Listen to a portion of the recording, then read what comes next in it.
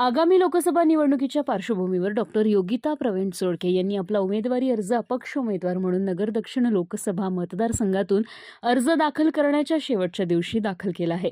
यामुळे नगर दक्षिणच्या निवडणुकीत पुन्हा एकदा ट्विस्ट पाहायला मिळाला आहे. जनमानसामधील प्रभावी आणि उच्च शिक्षित महिला उमेदवाराच्या एंट्रीनं नगरमध्ये एकच चर्चा रंगलेली पाहायला मिळते. डॉक्टर योगिता या Arohi college of pharmacy Shirur Pune येथे प्राचार्य असून त्या देवळाली प्रवरा तालुका राहुरी येथील प्रगतशील शेतकरी श्री बाळासाहेब विष्णू चोळके यांच्या सुनबाई आहेत. जिल्हाधिकारी कार्यालय अहमदनगर येथे आपला उमेदवारी अर्ज दाखल केल्यानंतर प्रसार माध्यमांशी बोलताना डॉक्टर योगिता म्हणाल्या की त्यांनी महिलांच्या न्याय आणि हक्कासाठी उमेदवारी अर्ज दाखल केलाय. तसेच सर्व मतदार बंधू भगिनींना आपल्या मतदानाचा हक्क बजावण्याचं आवाहन केलंय.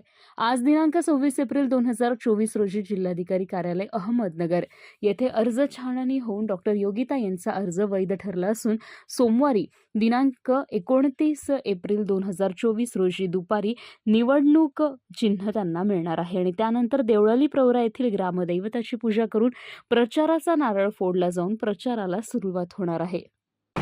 माझे नाव डॉक्टर योगिता प्रवीण चोळके, राहणार देवळाली प्रवरा. मी आज लोकसभेसाठी अहमदनगर दक्षिणमधून अर्ज भरला आहे. तरी मी सुशिक्षित लोकांसाठी आणि महिलांसाठी वेगवेगळे त्यांचे प्रश्न सोडवण्याचे काम करन. तरी मला भरघोस मतांनी मतदान करा अशी विनंती.